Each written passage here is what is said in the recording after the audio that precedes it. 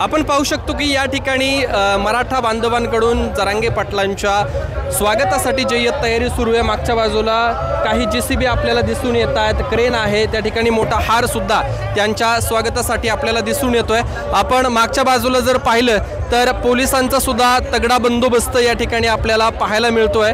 Maharashtra police असतील किंवा Manchar police स्टेशनचे पोलीस बांधव या ठिकाणी काही अनुचित प्रकार होऊ नये म्हणून या ठिकाणी बंदोबस्तासाठी तैनात असल्याचं आपल्याला पाहायला मिळतंय। माझं दुकान आहे, 3 तास थांबले, 2 वाजता परत गेले आणि आता मुलगा इथं 3 तासापासून आहे। अगं मम्मी येतात 2 मिनिटात आले, 2 मिनिटात आले, त्यामुळे मी परत करून आले। कशासाठी आलात तुम्ही सगळेजणी? मराठ्यांना आरक्षण भेटलंच पाहिजे। आता माझा मुलगा डिग्रीला आहे, मुलगी 12वीला आहे, हुशार आहे दोन्ही पण काय होतं, हुशार मुलांना फायदा होत नाही, बरोबर आहे का नाही? त्यामुळे मराठ्यांना आरक्षण हे भेटलंच पाहिजे। काय सांगाल, काय पाहुणे? संपूर्ण सरकारने पाठिंबा दिला पाहिजे या नेत्यासाठी।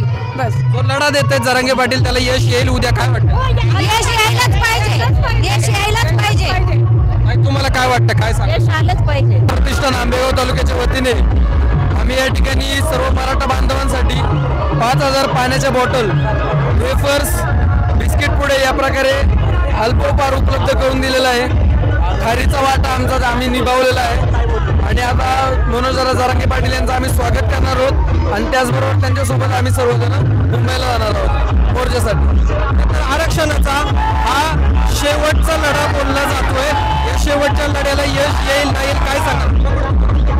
ह्या लढ्यासाठी पूर्णपणे यश येईल मला असं आम्हाला सर्वांना वाटतंय।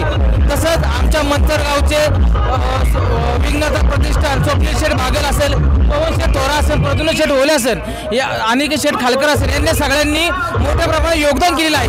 तसं हा या लढ्याला योगदान मिळेल हे 100% खात्री आहे। एक मराठा लाख मराठा।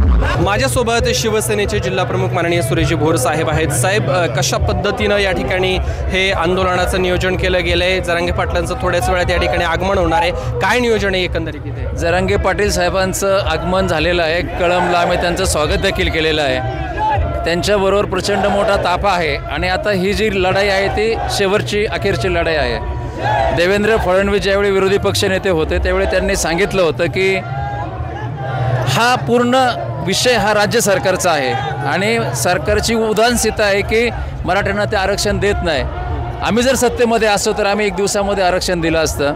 ते सत्तेत आलेत आणि आता समाजामध्ये एकमेकाच्या मध्ये भांडण लावायचं काम हे लोक करत आहेत। मनोजदादा जरांगे यांच्या आंदोलनाला एवढा प्रचंड प्रतिसाद आहे, लोकांच्या मध्ये एवढा स्पार्क आहे, मराठ्यांच्या मध्ये एवढा स्पार्क आहे। आता ते कोणत्याही क्षणी मनोजदादा जरांगे पाटील जो आदेश देतील तो तंतोतंत पाळायला मराठे तयार आहेत। खरं तर याच्या आधी शब्द दिला गेला होता परंतु तो शब्द पाळला गेला नाही आणि म्हणूनच 29 ऑगस्ट हे आंदोलनाचं हत्यार उपसावं लागलेलं आहे। कसं पाहता याच्याकडे? आता सुद्धा निराशा हाती येईल की काहीतरी घेऊनच मनोजदादा जरांगे पाटील हे माघारी फिरतील, काय वाटतं? आता आरक्षण घेऊनच ते मागे येतील। सरकार आणि सरकारमधील जे प्रतिनिधी आहेत, जे सरकारचे काही एजंट आहेत, ते दादांना जाऊन चुकीची माहिती द्यायची आणि सांगायचे आरक्षण मंजूर होईल, काळजी करू नका, GR दिला, पण हे सगळं त्यांनी थोतांड सगळं खोटं मनोजदादांच्या पुढं दिलं। त्यामुळं आता यावेळी मनोजदादा जरांगे पाटील हे आरक्षण घेतल्याशिवाय परत येणार नाहीत अशी सगळ्या मराठ्यांची खात्री आहे। माझ्यासोबत काही ज्येष्ठ पत्रकार आहेत, या ठिकाणचे काही नेते आहेत, त्यांच्याशी आपण बातचीत करूयात। खरं तर सकाळपासून हजारोंच्या संख्येनं मराठा बांधव या ठिकाणी उपस्थित आहेत। कशा पद्धतीने मनोज जरांगे पाटलांच्या स्वागताची तयारी केलेली आहे, काय सांगाल? ही खरं तर जी लढाई आहे ती आरपारची लढाई आहे। त्यामुळं कालपासून पाहिला असं जवळजवळ दादांचा ताफा 12-12 तासांनी लेट येतोय, पण सगळे समाज बांधव रस्त्यावर सकाळचे पहाटेचे 5 वाजू किंवा रात्रीचे 12 वाजू ठाण मांडून बसलेले आहेत, कारण त्यांना माहिती ही आरपारची लढाई आहे, आता नाही तर परत कधी नाही। माझ्यासोबत ज्येष्ठ पत्रकार सुद्धा आहेत, DK वळसे पाटील साहेब।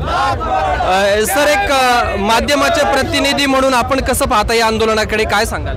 सकाळी 8 वाजल्यापासून मंचरला लोक वाट पाहतात आणि या आंदोलनामध्ये एक वेगळेपण असं आहे की प्रचंड प्रतिसाद मिळाला, युवकांची संख्या फार मोठी आहे आणि जरांगे पाटलांना फार प्रतिसाद मिळाला, कारण मागच्यापेक्षा यावेळेस प्रतिसाद जास्त आहे आणि लोकांच्या भावना तीव्र आहेत। कोणत्यावेळेस आम्ही आंदोलन घेतल्याशिवाय आता माघार नाही आणि आंबेगाव तालुक्यातून 2,500-3 हजार लोक मुंबईला निघालेले आहेत आणि जर पाहिलं इथलं चित्र तुम्ही तर सगळे सर्वपक्षीय कार्यकर्ते इथं एकत्र आलेले आहेत आणि मंचरमध्ये एवढी लोक माझ्या पाण्यात पहिल्यांदाच आहेत।